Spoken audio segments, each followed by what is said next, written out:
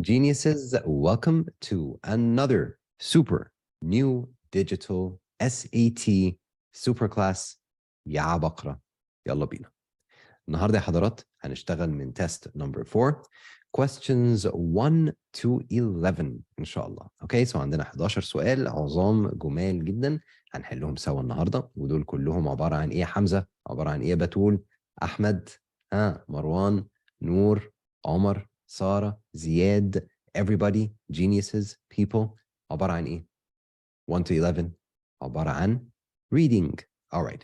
والreading ده من ضمن اسئلته في النيو ديجيتال SAT هو ال sentence completion questions, vocabulary. Alright, let's open this. Let me know يا حضرات please. مين منكم يا عبقرة عمل نزل الفوكابولاري بتاع تست 3 module 1 اللي قلت لكم عليه؟ It's on our website gudasat.com/vocabulary. مين نزلهم and did you like them or not? Were they easy or not? What do you think? Were they good? Were they bad? عايزين تاني منهم ولا لأ؟ عرفوني عشان أعرف أكمل الموضوع ده ولا لأ. Let me know please في الchat في الcomments. Good or not? Okay, so yeah, we can maybe write the link. Somebody can write the link via chat, please.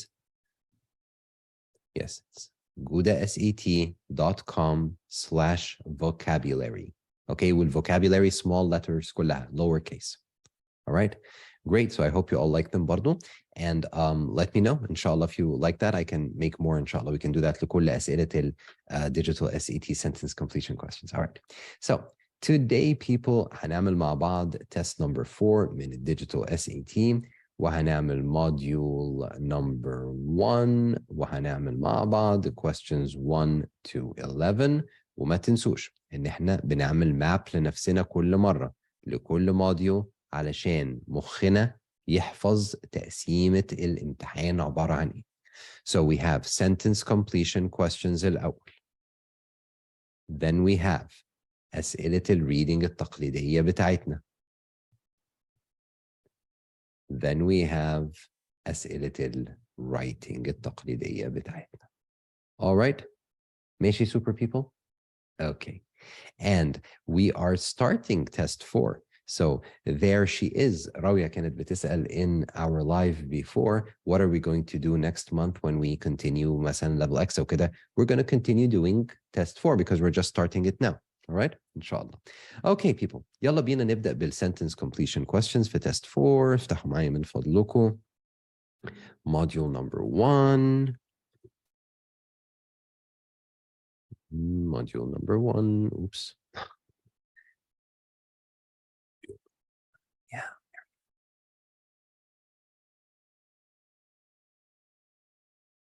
يلا بينا. Question number 1 is a sentence completion question. السؤال بيقول the spacecraft Osiris REX briefly made contact with the asteroid مش عارف ايه in 2020. NASA scientist Daniela مش عارف مين reports that despite facing the unexpected obstacle of a surface mostly covered in boulders, الأوزوريس بتاعي دي successfully حاجة a sample of the surface, comma. So I have a complete sentence. Then I have an incomplete sentence. ماشي؟ والincomplete sentence وcomplete sentence بالشكل ده معناها إن الincomplete sentence دي فيها شرح للcomplete sentence دي. مش كده؟ وبما إن السؤال ده سؤال sentence completion معناها إن الشرح ده عادة بيكون شرح للكلمة اللي ناقصاني هنا. يبقى الكلمة اللي ناقصاني هنا using الهاك دي اسمها ايه؟ gathering pieces to bring back to earth. بيجمع حتت عشان يرجعها earth. انهي واحدة من دول معناها بيجمع حتت؟ collected. بس كده. Okay, it's that simple. يبقى اكتب جنبها complete comma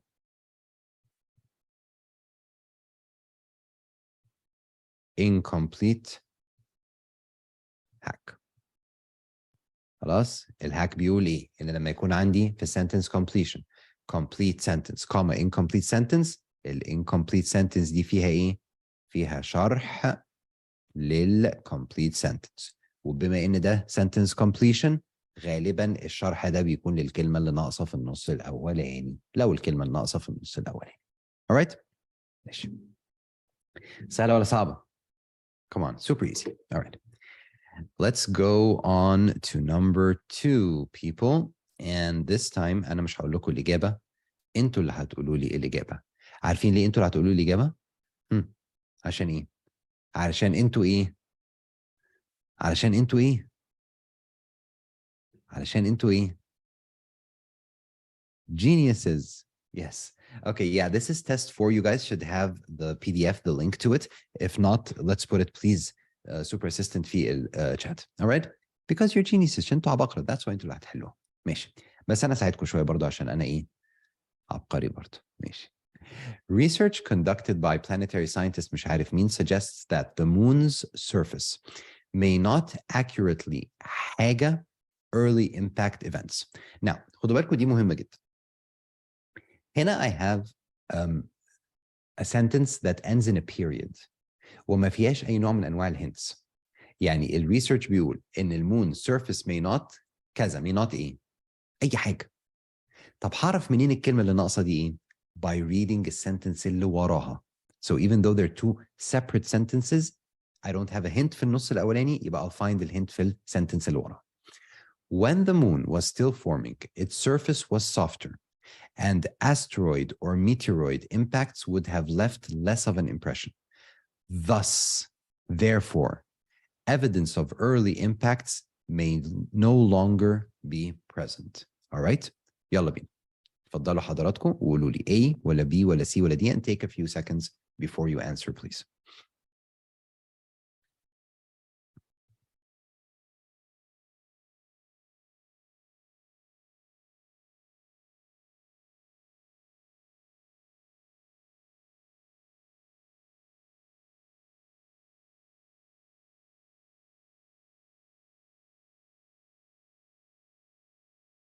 All right.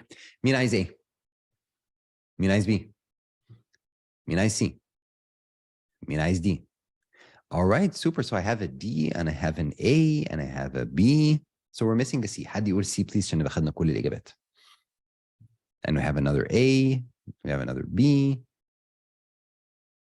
Okay. طب أساعدكم؟ أساعدكم صح؟ Okay. واحد عايز C كمان يلا عشان نخلص. حضرت.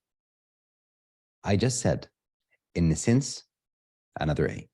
Since عندنا two sentences بالشكل ده. The hint للكلمة اللي ناقصة في sentence 1 هيبقى غالبا موجود فين في sentence 2.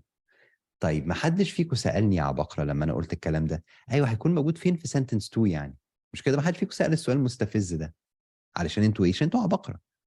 الإجابة المستفزة للسؤال المستفز هتكون موجودة في الحتة اللي عندها similar keywords. يعني بص. بيقول لك هنا the moon surface may not accurately حاجة early impact events. انزل بقى في السنتنس التانية ودور لي على early impact اهي. يبقى الهنت بتاعي موجود في السنتنس في الحتة دي. تعال نقراها بقى. Evidence of early impacts may no longer be present. يبقى الدليل على early impact مش موجود، مش هنشوفه. يبقى the moon surface may not برضو زي may no longer be present may not accurately ايه؟ be present may not accurately be موجود may not accurately be باين يبقى may not accurately reflect early impact events. reflect هنا معناها ايه؟ معناها show. طيب تعال بقى نقراها كده ونتأكد ان احنا صح. الريسيرش ده suggests ان the moon's surface may not accurately reflect may not accurately show early impact events. طب ليه مش هيبين impact events القديمة؟ When the moon was still forming, its surface was softer. والasteroid والmeteoroid impacts would have left less of an impression. Thus, evidence of early impacts may no longer be present. مش هيكون باين دلوقتي يبقى هي دي الإجابة الصح. All right? Perfect. So if I have two separate sentences بالشكل ده, and I know one sentence is giving me the hint to the other sentence, I need to be careful and I need to look closely وهلاقي إن في hint وغالبا الهint ده هيكون مربوط بالkeywords اللي موجودة في السنتنس الأصلي. All right. Number 3 يا حضرات يلا بينا. Handedness, a preferential use of either the right or left hand, typically is easy to observe in humans. Because this trait is present but less حاجة in many other animals, animal behavior researchers often employ tasks specially designed to reveal individual animals' preferences for a certain hand or paw. طيب سهل ده. بيقول لي هنا إن it is because this trait is present. But يبقى معناها إيه but؟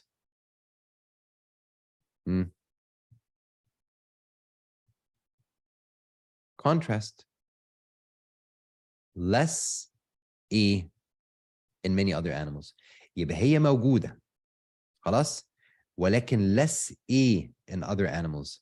Less recognizable يعني مش بقدر أشوفها كويس. يبقى هي موجودة ولكن مش باينة. يبقى إيه؟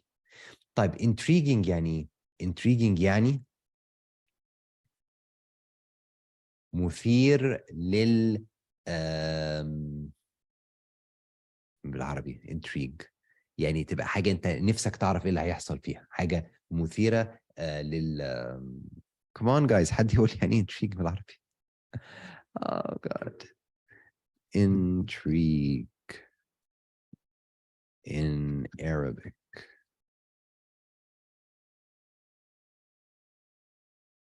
دسيسة؟ إيه دسيسة؟ لا طبعا. مكيدة؟ No no no no. جوجل مش عارف ترجم. مثير للاهتمام، مثير للفضول، هي دي. Alright there you go. الفضول هي دي كلمة كنت بدور عليه. مثير للفضول، مثير للاهتمام. يبقى اكتب هنا مثير للفضول. نفسك تعرف ايه اللي هيحصل، زي لما انت بتتفرج على فيلم and you're curious عايز تعرف ايه اللي هيحصل. تمام برافو. significant يعني مهم، يعني اساسي. useful يعني مفيد. بس هنا بيقول لك انه موجود ولكن، يبقى موجود بس مش ايه؟ مش باين. يبقى recognizable. alright. I think دي سهله قوي صح؟ حد معترض يا جماعه قبل ما اكمل؟ حد مش عاجبه 3؟ No, so far easy. Alright. Number 4 people. يلا. Now it's your turn. It is by no means حاجة to recognize the influence of Dutch painter مش عارف مين on مش عارف مين's paintings. Indeed. Indeed يبقى ده عندي transition word. طيب transition hack اهي. قولوا لي indeed بتديني معنى ايه؟ مين فاكر؟ example ولا contrast ولا ايه بالظبط؟ حفظتها لكم انا زمان واحنا بنتعلم مع بعض الترانزيشنز. قلنا indeed يعني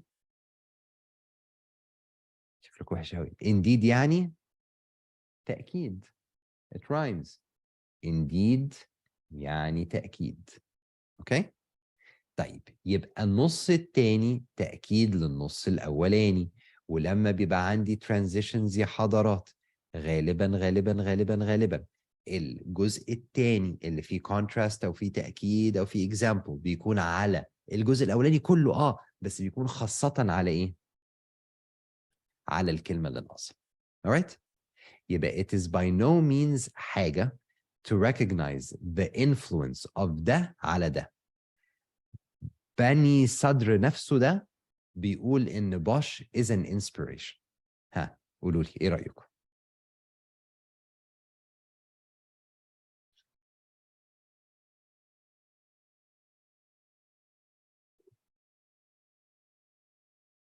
واضحه قوي لو ركزت بس في الحته اللي انا قلتها دي. اوكي انت ممكن تقرا بقيه الكلام، بس يعني الحته دي لوحدها انا شايف انها ممكن تحل لك المشكله. تاني it is by no means يعني it is not كذا ان احنا نقول ان الراجل الداتش ده اثر على بني صدر. indeed بالتاكيد بني صدر ده نفسه بيقول ان بوش كان inspiration ليه، كان تأثير عليه. يبقى it is not a it is by no means wrong. صح. it is not غلط ان احنا نقول ان الداتش بينتر أثر على بني صدر. indeed بالتأكيد بقى ده بني صدر نفسه بيقول ان في كده. طيب it is not wrong يبقى it is not a substantial يعني right يا زياد. substantial عكس unimportant. الله، يبقى عندي هنا ايه؟ opposite. وopposite يعني واحد فيهم صح. انا هنا بقول لك it is by no means, it is not unimportant. There you go. اوكي؟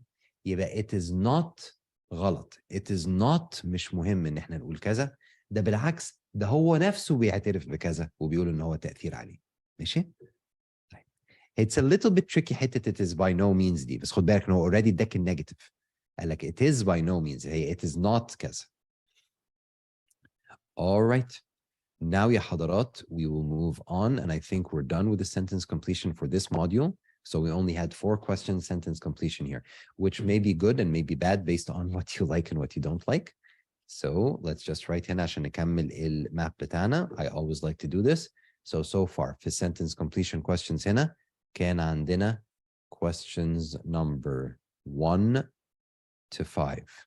Type 1 to 5 out of 33. So 5 out of 33, that's 10 out of 66. يعني كام percent؟ مين يعرف يحسبها بسرعة؟ All right. بالظبط كده. أنا actually هحسبها لكم بالظبط علشان خاطر ما نغلطش. So 5 out of 33, so it's 15.15. Let's just say 15%. Okay? So 15% من الموديول ده المرة دي كان sentence completion. All right? Super. يلا بينا. نبتدي بقى ناخد هنا الأسئلة بتاعة reading. So this is the first question we have. The following text is adapted from Susan Glaspell's 1912 short story. اسمها إيه؟ Out There. ولازم نقرأ الverb ده مهم جدا.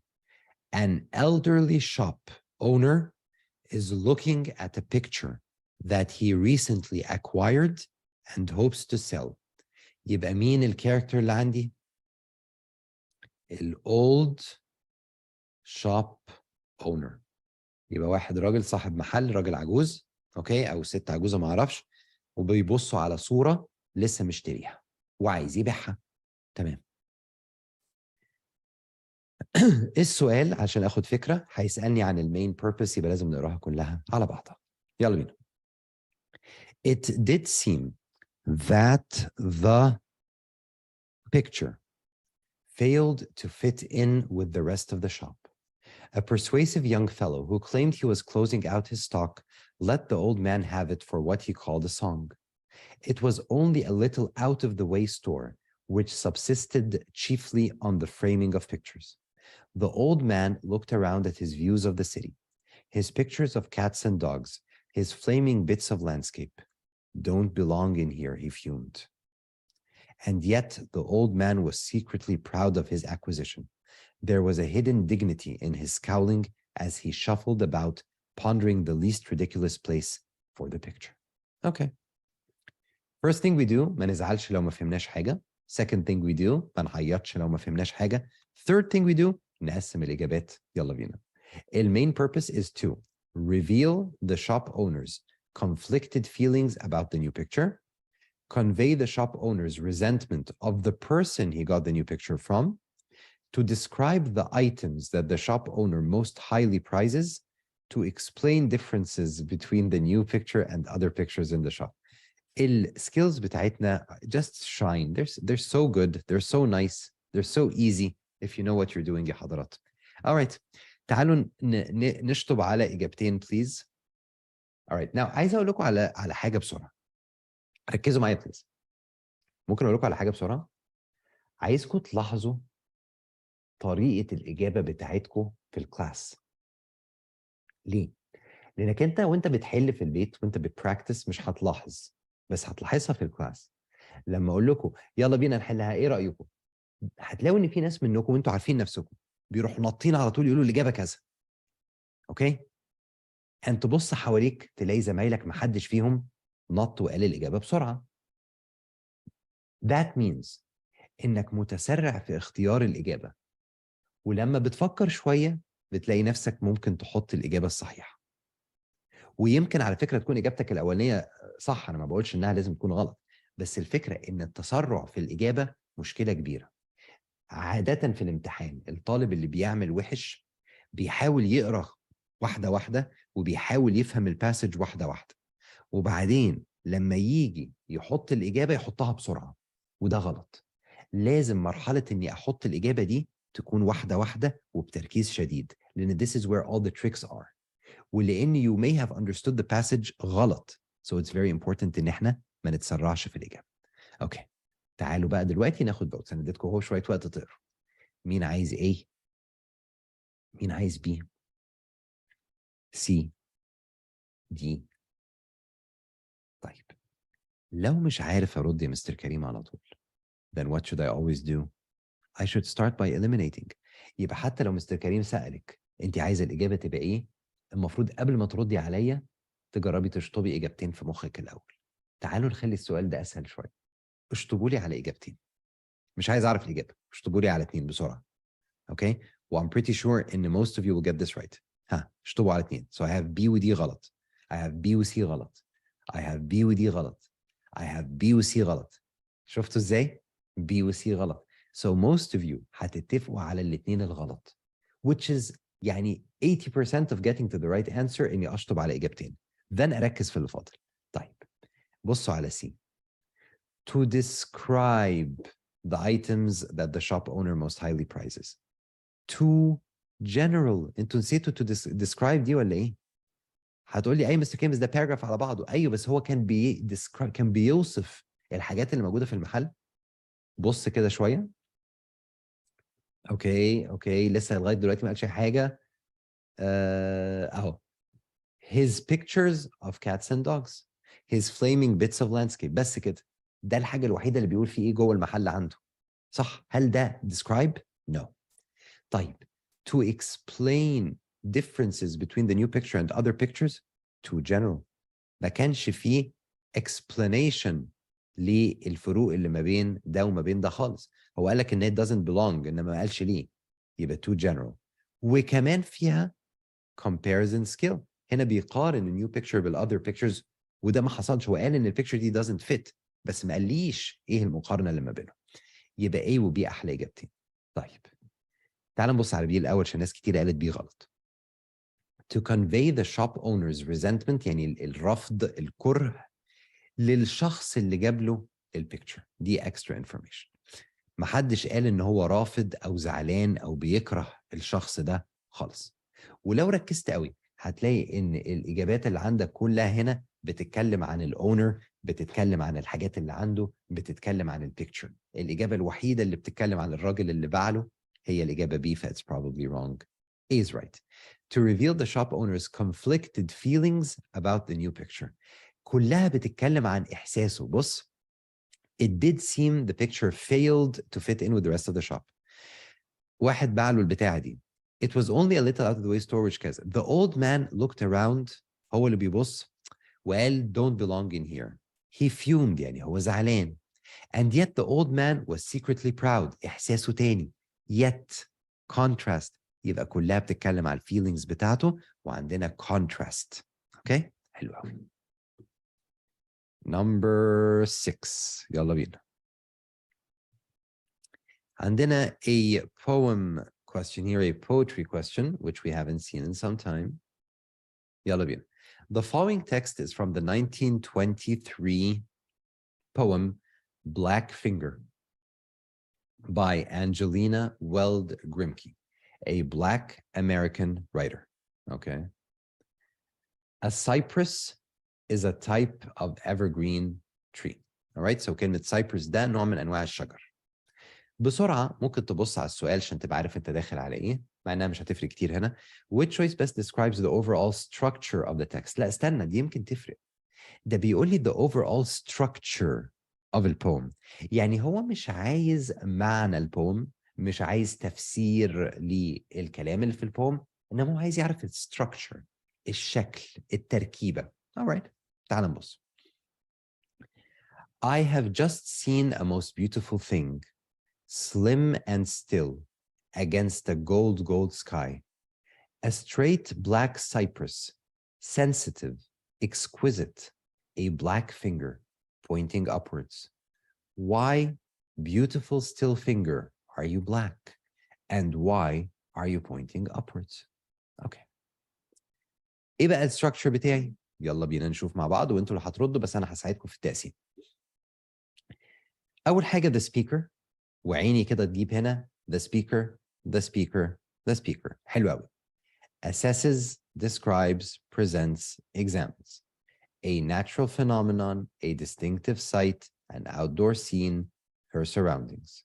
يبقى الجزء الأولاني إيه؟ The speaker assesses، بتقيم a natural phenomenon, describes a distinctive sight, presents an outdoor scene, examines her surroundings. مبدئيا كلهم ينفعوا. تعال نكمل. Then questions, then ponders, then considers a human behavior, then speculates. Okay? يعني ايه questions؟ يعني يشكك مش يسأل. questions يعني يشكك. طيب ponder يعني يفكر. consider يعني برضه زي يفكر. speculate يعني يجس، يask. خلاص؟ What هنا the accuracy of her assessment, what meaning to attribute to that site, behavior occurring within that scene, their influence on her emotional state. أول حاجة خالص I would go إن أنا أشطب considers a human behavior. ليه؟ لأن هي هنا قالت إيه؟ I have just seen a most beautiful thing اللي هي black cypress. وبعدين قالت إنها sensitive و exquisite و black finger pointing upwards. كل ده description للشجرة. Why beautiful still finger are you black and why are you pointing upwards؟ يبقى هي بتتساءل، مفيش خالص human behavior. ماشي؟ طيب ها questions يعني يشكك، غلط، وهنا دي اكتب عليها ايه؟ tricky word skill. فاكرين ال tricky word skill؟ وعادة ال tricky word skill يا حضرات كانت بتيجي فين؟ في الإجابة A. ماشي؟ هو هنا بيقول لي ايه؟ question mark اهو. فأول حاجة هتيجي في بالك إن في نهاية البوم في question، فهتلاقي الإجابة A فيها كلمة ايه؟ كلمة question. طالما فيها كلمة question يبقى دي question، يبقى هي دي الإجابة على طول. غلط. question لما بتيجي كverb معناها يشكك. تمام؟ questions the accuracy. ما قلت لو قلت مثلا questioned the teacher ممكن تبقى معناها سأل التيتشر، ممكن. إنما questions الحاجة the accuracy of حاجة معناها بيشكك فيها، يبقى دي غلط خالص. يبقى بقى عندي B وعندي C. تعال نبص على النص الأولاني من B. The speaker describes a distinctive sight. The speaker examines her surroundings. Okay? مين من دول أحلى؟ وبعدين النص التاني ponders what meaning to attribute to that sight ولا speculates about the influence on her emotional state. يلا يا حضرات اختاروا لي الإجابة B ولا الإجابة D. Come on. وركزوا بليز في آخر مرحلة، ما حدش ينط ويقول B على طول أو D على طول. ركزوا بليز، this is important. يلا 1 2 عادل 10 3 4 5 6 7 8 9. أنا قلت عادل لغاية كام؟ 10 10. all right. إيه رأيكم؟ يا بقرة. عندي بي وعندي بي وعندي بي وعندي بي وعندي بي. ياي you're geniuses. يا رب بي تكون غلط، يا رب بي تكون غلط، يا رب. all right. إيه الإجابة الصح؟ هي بي. طيب ليه دي غلط؟ The speaker examines her surroundings. معناها ان السبيكر بتوصف لنا كل الحاجات اللي حواليها. طب هي السبيكر هنا قالت لنا حاجة واحدة بس، الشجرة. هل معقولة السبيكر مفيش أي حاجة حواليها غير الشجرة؟ ملهاش معنى. طب هنا the speaker describes a distinctive sight. يبقى هي بتوصف حاجة معينة شافتها اللي هي الشجرة. إنما examines her surroundings أكيد في grass تحت الشجرة، أكيد في شجر تاني، أكيد في سماء، أكيد في شمس، أكيد في ناس، أكيد في أكيد في أكيد في. يبقى عشان كده دي مبدئيا غلط من غير ما أفكر في أي حاجة تاني. Alright. 7. The following text is taken from Walt Whitman's 1860 poem Calamus 24. Another poetry question. والسؤال بيسأل على structure برضو زي اللي فات. يلا. I hear it is charged against me that I seek to destroy institutions. but really I am neither for nor against institutions. What indeed have I in common with them, or what with the destruction of them? Only I will establish in the Manhattan, and in every city of these states, inland and seaboard, and in the fields and woods, and above every keel, little or large, that dents the water, without edifices or rules or trustees or any argument, the institution of the dear love of comrades. Okay. ايه ال overall structure of the text? ماشي. The speaker questions an increasingly prevalent attitude. ده النص الأولاني. The speaker regrets his isolation from others. The speaker concedes his personal shortcomings. The speaker addresses a criticism leveled against him. طيب بسرعة. A. The speaker questions يعني بيشكك. The speaker regrets بيندم. The speaker concedes بيعترف. The speaker addresses يعني بيرد على. طب هو في النص الأولاني كان بيعمل إيه؟ I hear أسمع it is charged against me that I seek to destroy institutions. But really, I am neither for nor against institutions. ده الجزء الأولاني. هل ده واحد ندمان؟ Regrets? No extra غلط. هل ده واحد بيعترف إن هو غلطان shortcoming يعني عمل حاجة غلط؟ No برضه. هل ده واحد بيشكك في إن هو بيحاول إن هو يضر الانستتيوشنز وبتاع زي ما قالوا؟ ممكن. هل ده واحد بيرد على criticism ضده؟ برضه ممكن. يبقى إيه ودي حلوين قوي. كملوا انتوا بقى وقارنوا لي النص التاني بتاع A اللي هو ده بالنص التاني بتاع D اللي هو ده and choose the better answer. شفتوا يا حضرات انا بحل ازاي؟ بقسم الستراكشر لجزئين او ثلاثه على حسب السؤال، وغالبا بيبقوا جزئين. بقارن الجزء الاول ببعضه، بحاول اشطب على اجابتين يتبقى لي 2، اقارن الجزء الاخير ببعضه الاقي الاجابه الصح على طول. I'll count till 7.5 واقول لكم ايه الاجابه. 1 2 I went to the actually 3 4 5 6 7.1 7.2 7.3 7.4 7.5 اوكي اتفضلوا يا حضرات. مين عايز ايه؟ مين عايز بي؟ مين عايز سي؟ مين عايز دي؟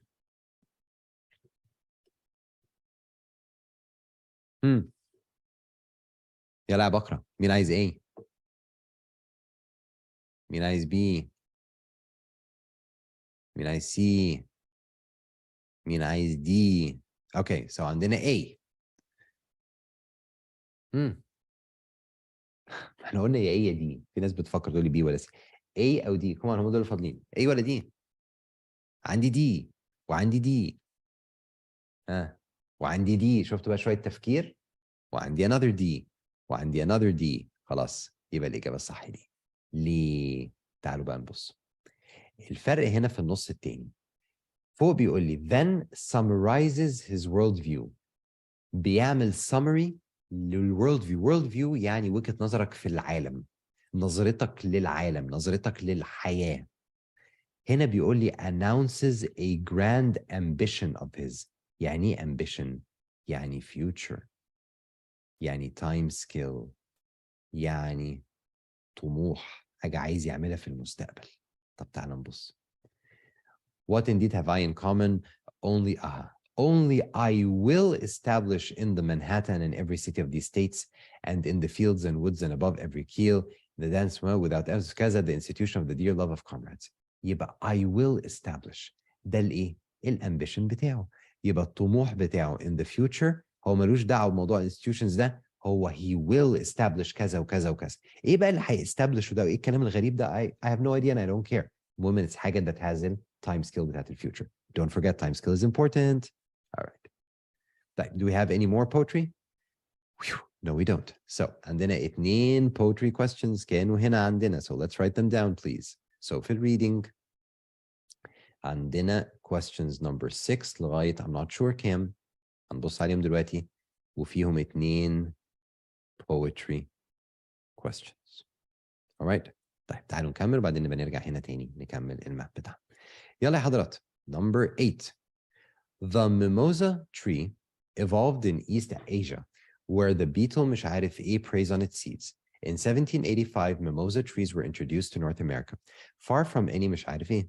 But evolutionary links between predators and their prey can persist across centuries and continents. ماشي؟ Around 2001, البتاعة دي was introduced in southeastern North America near where botanist مش عارف مين and colleagues had been monitoring mimosa trees. Within a year, 93% of the trees had been attacked by the beetles. Which choice best describes the function of the third sentence اللي هي متسطرة؟ So أنا مش عايز معناها، أنا عايز لازمتها إيه؟ مرة كمان نقرأ سوا. الميموزا tree evolved in East Asia. وفي حاجة كده بتاكلها، وفي 1785 الميموزا trees جم أمريكا بعيد عن أي بتاع من اللي بياكلوها في إيجا. السؤال بقى، sentence دي بقى بتقول إيه؟ But evolutionary links between predators and their prey can persist across centuries and continents. But يبقى عندي هنا contrast، عندي transition.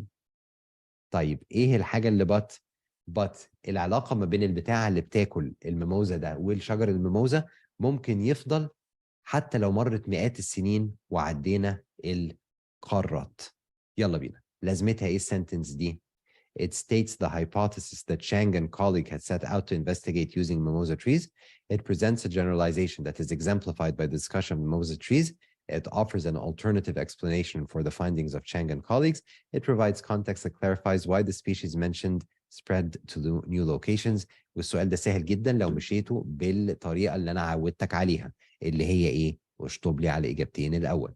There are two answer choices that can be eliminated right away. Right away. بسرعة. مين عايز يشطب على A ولا B ولا C ولا D؟ قولوا لي right now. It's really easy. ادي الباسج جاي مرة كمان. أنا بسألك على السنتنس اللي بتقول but evolutionary links between predators and their prey can persist across centuries and continents. الجملة دي أنهي واحدة من دول نقدر نشطب عليه؟ اشطبوا على اتنين. يلا يا بكر، almost done. اصحوا.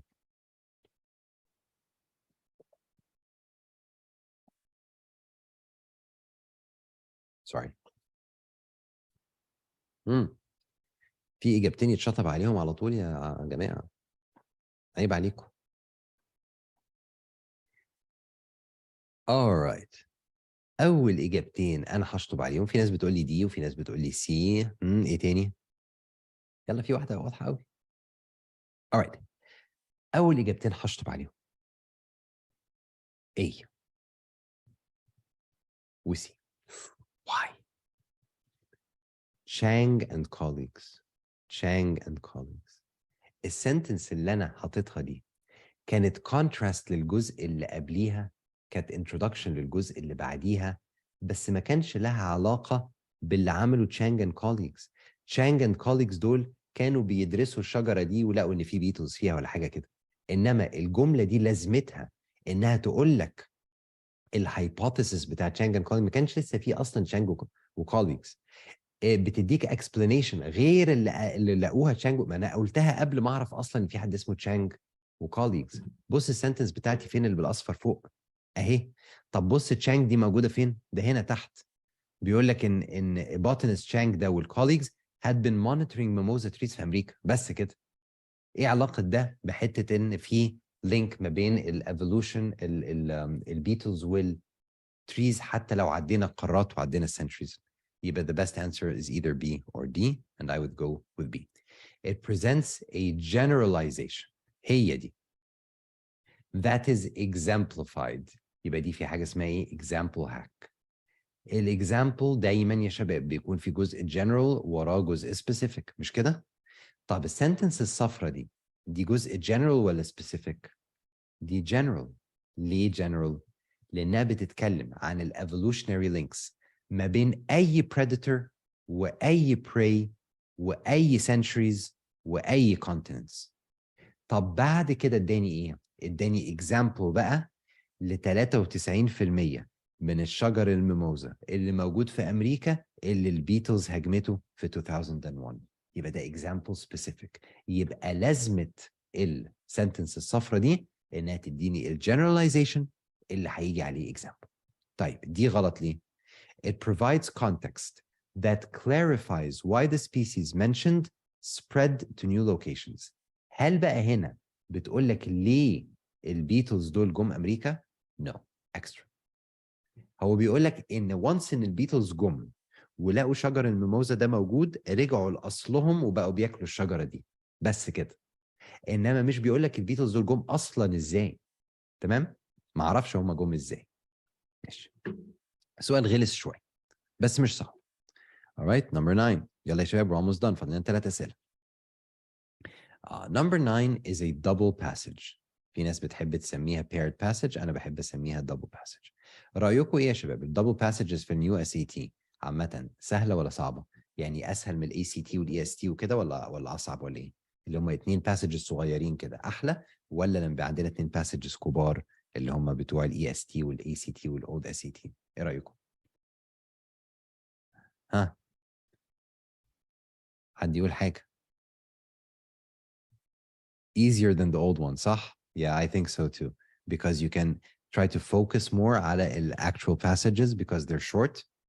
All right. يلا بينا. So هنبص الأول بس على السؤال بسرعة because this is important. هو سؤال واحد. بيقول لي based on the text. يعني في ال ACT وفي ال EST بنقرا passage 1 ونحل أسئلة عليها، نقرا passage 2 ونحل أسئلة عليها وهكذا زي ما احنا متعودين. إنما في النيو ديجيتال SAT بنبص على السؤال أول حاجة، لأن it's only one question على 2 passages so I better know إيه هو السؤال قبل ما أبتدي أقرا. Based on the texts, how would Graeber and Wengrow اللي هما text 2 most likely respond to ال conventional wisdom اللي موجودة في text 1؟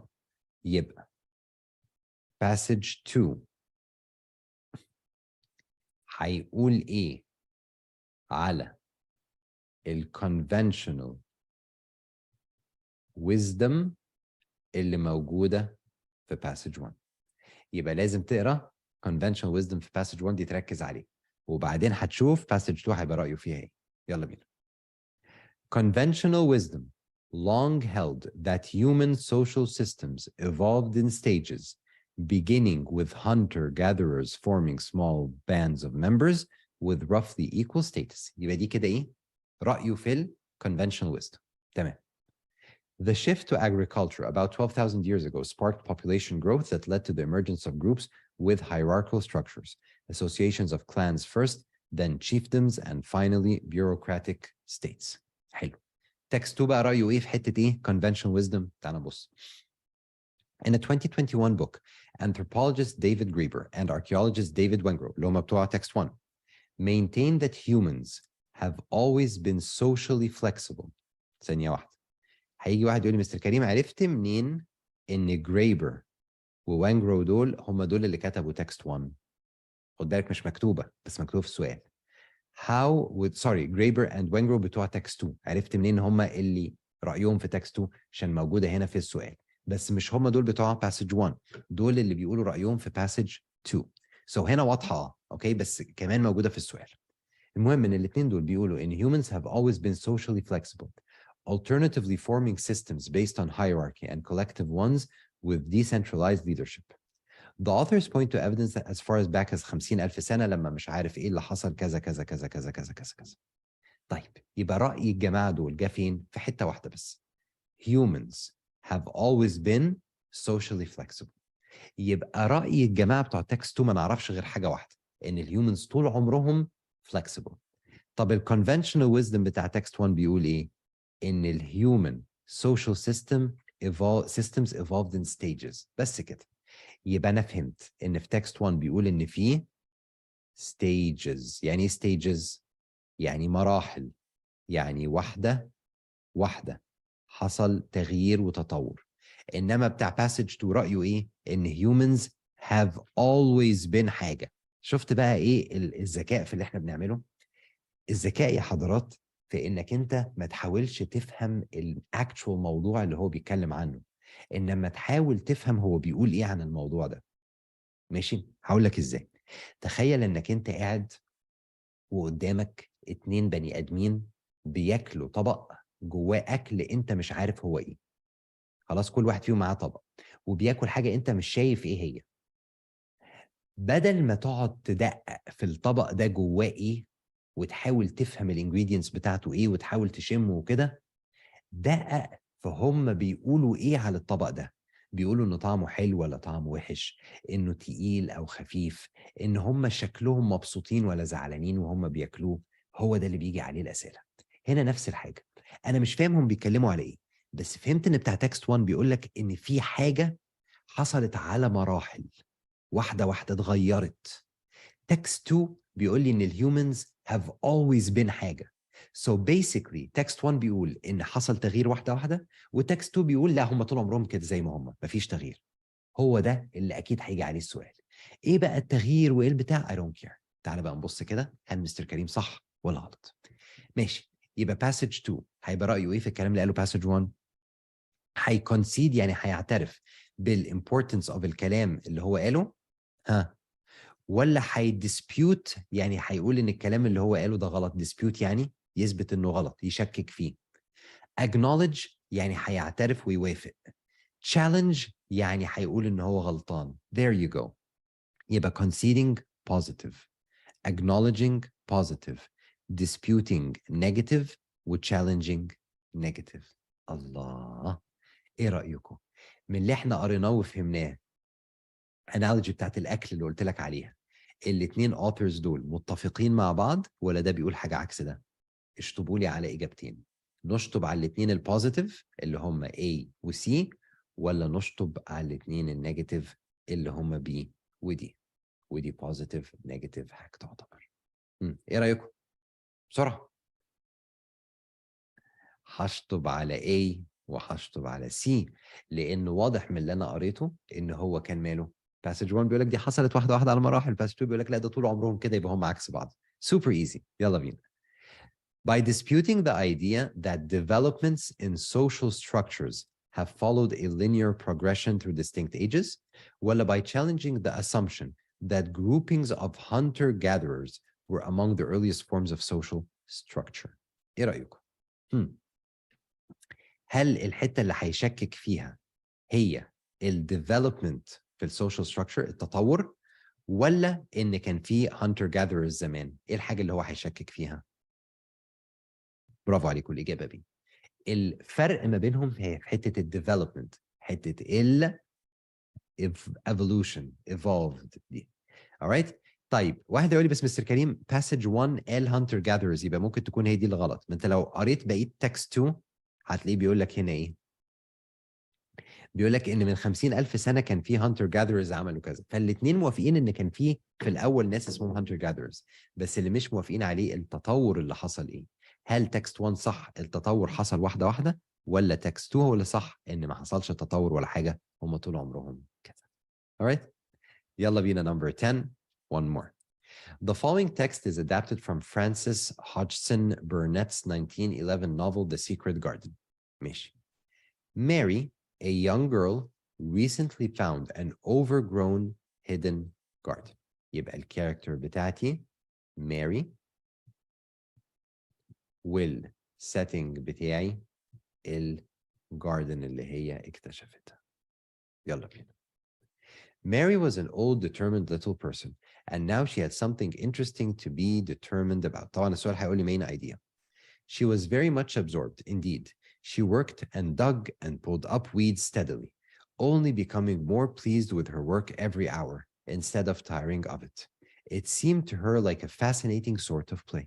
All right. ايه المين ايديا of التكست؟ ان ماري بتستخبى في الجنينة علشان مش عايزة تعمل الشغل اللي وراها. غلط خالص. completely extra. محدش قال انها مستخبية ومحدش قال ان وراها شغل تعمله. B. Mary is getting bored with pulling up so many weeds. Getting bored ده كده ايه؟ contradiction skill واضح. ده بيقول لي انها fascinating sort of play, only becoming more pleased. البنت مبسوطة، مش زعلانة، مش زهقانة خالص. يبقى يا سيدي Mary is clearing out the garden. ايوه صح فعلا، دي اكيد صح يا جماعة. to create a space to play. Extra information. محدش قال إنها بتحاول تنظف الجنينة عشان تلعب فيها. أنا ما أعرفش هي بتنظفها ليه. D. Mary feels very satisfied when she's taking care of the garden. She's becoming more pleased. A fascinating sort of play. هي دي.